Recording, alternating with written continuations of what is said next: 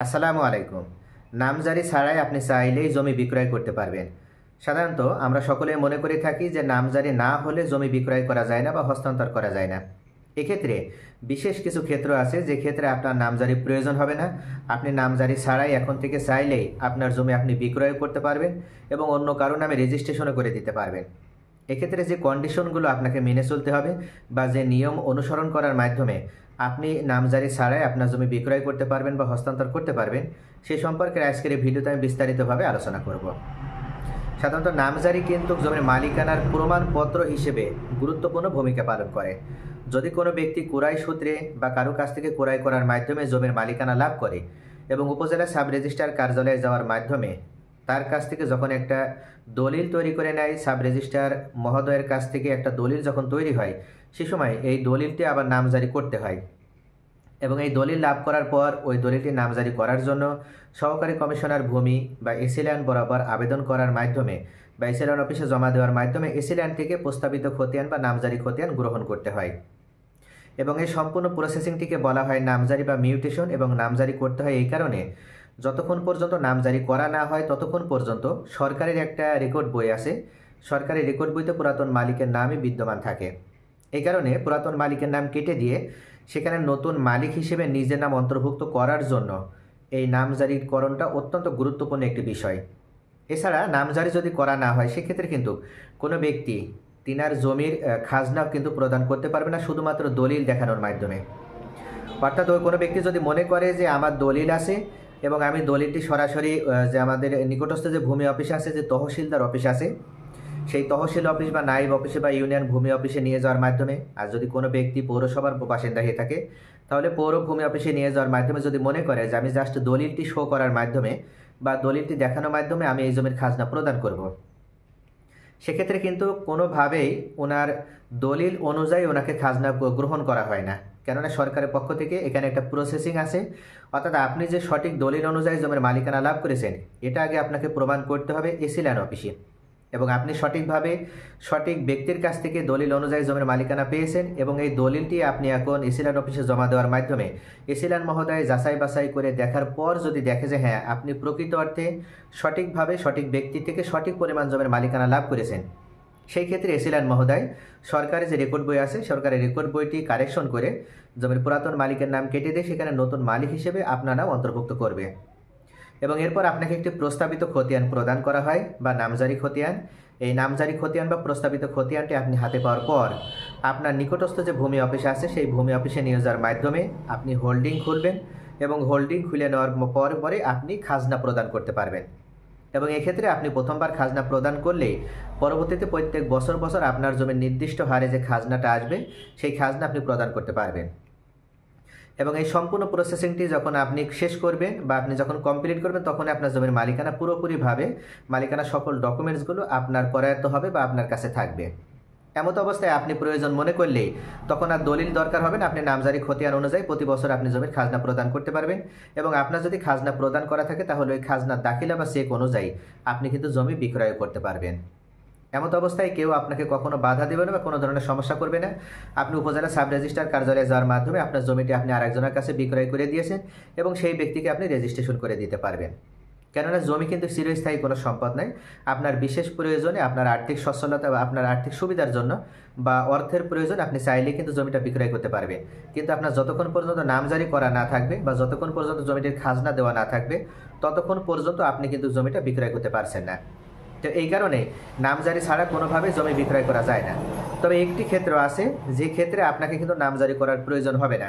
এটা অনেকেই আমরা বুঝি না, আমরা সকলে মনে করি যে হয়তো জমির মালিকানা লাভ করতে হলে অবশ্যই নামজারি প্রয়োজন এবং নামজারি ছাড়া হয়তো কোনোভাবে জমির মালিকানা লাভ করা যায় না। আসলে কোনো ব্যক্তি যদি দলিল অনুযায়ী জমির মালিকানা পেয়ে থাকে এবং ওই ব্যক্তি উত্তরাধিকার সূত্র যদি মালিকানা পেয়ে থাকে, দুইটার ক্ষেত্রে যখন ওনাদের অঞ্চলে রেকর্ড আসবে, অর্থাৎ সরকারের পক্ষ থেকে যখন নতুন করে রেকর্ড কার্যক্রম পরিচালনা করা হবে, সেই রেকর্ডে ওই ব্যক্তি যদি দলিল দেখানোর মাধ্যমে অথবা যদি উত্তরাধিকার সূত্রে মালিকানা পায় সেক্ষেত্রে ওয়ারিশান সনদ দেখানোর মাধ্যমে ওই রেকর্ডে যদি নিজের নাম অন্তর্ভুক্ত করে নিতে পারে, তাহলে রেকর্ড কারিগণ বা পরবর্তীতে যখন রেকর্ডে ওনার নাম অন্তর্ভুক্ত হয়েছে সে সময় বাংলাদেশ সরকারের পক্ষ থেকে প্রিন্টেড পর্চা বা রেকর্ডীয় পর্চা অর্থাৎ রেকর্ডীয় খতিয়ান প্রদান করা হয় প্রত্যেকটা ভূমি মালিককে। এই রেকর্ড খতিয়ান যখন কোনো ভূমি মালিক পাবে তখন সেই রেকর্ড খতিয়ানে যদি একজন ব্যক্তির নাম থাকে, অর্থাৎ অংশীদারের ঘরে অংশীদার হিসেবে যদি একজন ব্যক্তি থাকে, তাহলে ওনার কোনোভাবেই নামজারি করার প্রয়োজন হবে না। উনি জাস্ট ওই রেকর্ডীয় খতিয়ান অনুযায়ী ওনার জমির খাজনা উনি প্রদান করতে পারবেন এবং উনি ওই জমি চাইলেই বিক্রয় করে দিতে পারবেন। শুধুমাত্র এই একটি ক্ষেত্রে কিন্তু ওনার নামজারি করার কোনো দরকার হবে না। অর্থাৎ যদি রেকর্ডে এককভাবে ওনার নাম থাকে এবং রেকর্ড খতিয়ানে একক মালিক হিসেবে কোনো একটি খতিয়ানের অন্তর্ভুক্ত হয়ে উনি যদি কোনো জমির মালিকানা লাভ করে থাকে, সেক্ষেত্রে এই রেকর্ড খতিয়ান বলে ওই ব্যক্তির আর নামজারি করার প্রয়োজন হবে না। উনি জাস্ট ওই রেকর্ড খতিয়ান অনুযায়ী উনি তহসিলদার অফিসে ওই রেকর্ড খতিয়ান জমা দিয়ে ওনার জমির উনি খাজনা প্রদান করতে পারবেন হোল্ডিং খুলে নিয়ে। এমত অবস্থায় উনি খাজনা দেওয়ার মাধ্যমে উনি কিন্তু চাইলে ওই জমি বিক্রয় করতে পারবেন, অন্য কাউকে হস্তান্তর করে দিতে পারবেন, বা উনি যদি কাউকে হেবা করে দিতে চায় সেক্ষেত্রে হেবা করে দিতে পারবে, দান করে দিতে পারবে, এওয়াজ বদল করতে পারবে, ওসিয়ত করতে পারবে। এখানে কোনো ধরনের কোনো আপত্তি থাকবে না। কিন্তু রেকর্ডীয় খতিয়ান হলেও উনি কিন্তু নামজারি ওনার প্রয়োজন হবে বর্তমান সিচুয়েশনে। যদি রেকর্ডীয় খতিয়ানও হয়, অর্থাৎ ওই রেকর্ডীয় খতিয়ানে যদি যৌথ মালিকানা থাকে, অর্থাৎ অংশীদার যারা বা জমির মালিকগণের নাম ঠিকানা যেখানে, সেই জমির মালিকগণের নাম ঠিকানার ঘরে যদি একাধিক মালিক থাকে, সেক্ষেত্রে দাগ নাম্বার যদি একটি থাকে, তাহলে কোনো একটি দাগে একক মালিক হিসেবে যেহেতু উনি মালিকানা পাচ্ছে না, যৌথ মালিকানা সেখানে তৈরি হয়েছে, অর্থাৎ এক দাগের জমির ভিতরে একাধিক মালিকের অংশ সেখানে আছে।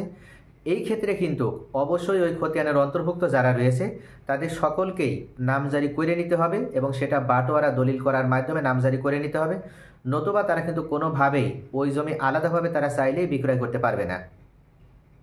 অর্থাৎ এক দাগের ভিতরে যদি একাধিক অংশীদারের অংশ থাকে, সেক্ষেত্রে বর্তমানে বন্টননামা বা বাটোয়ারা দলিল বাধ্যতামূলক করে দেওয়া হয়েছে।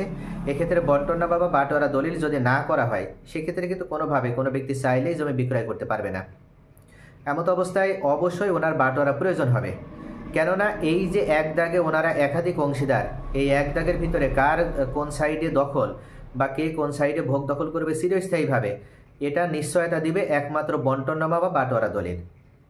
উইদাউট বাটোয়ারা দলিল বা বন্টনামা দলিল কোনো ব্যক্তি চাইলেই কিন্তু এককভাবে স্বেচ্ছাচারিতার আশ্রয় নিয়ে, বা উনি যদি মনে করে যে আমার অন্য ওয়ারিশদেরকে আমি না জানিয়ে বা তাদেরকে জানিয়েই আমার নিজের পাওয়ার আছে, নিজের ক্ষমতা আছে, প্রতিপত্তি আছে, আমি এই জমিটা বিক্রয় করে দেবো, সেক্ষেত্রে কিন্তু বর্তমান সিচুয়েশনে বা বর্তমান অন্তর্বর্তীকালীন সরকারের সময়ে যে সুন্দর আইন বাংলাদেশবাসীর জন্য উপহার দেওয়া হয়েছে, এক্ষেত্রে কিন্তু আপনি কোনোভাবেই সাব রেজিস্ট্রার কার্যালয়ে যে ওই জমি আপনি রেজিস্ট্রেশন করে দিতে পারবেন না কাউকে।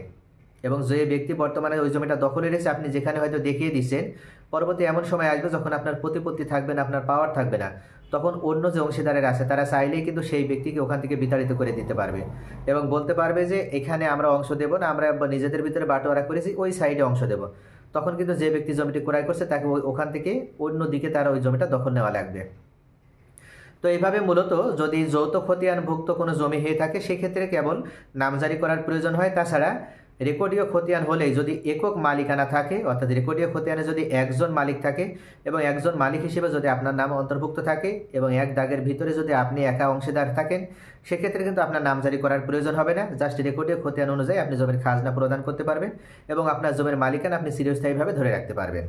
তাহলে ভিউয়ার্স, আশা করি বুঝতে পারছেন যে আপনার কিন্তু নামজারি করার প্রয়োজন হবে না। আপনি নামজারি ছাড়াই চাইলেই কিন্তু এইভাবে, অর্থাৎ এই কোয়ালিটির মালিকানা যদি আপনি পেয়ে থাকেন, সেক্ষেত্রে আপনার জমি আপনি যেমন খাজনা প্রদান করতে পারবেন, ঠিক তেমন এভাবে বিক্রয় করতে পারবেন বা হেবা করতে পারবেন, দান করতে পারবেন, যে কোনো কাজে আপনি ব্যবহার করতে পারবেন।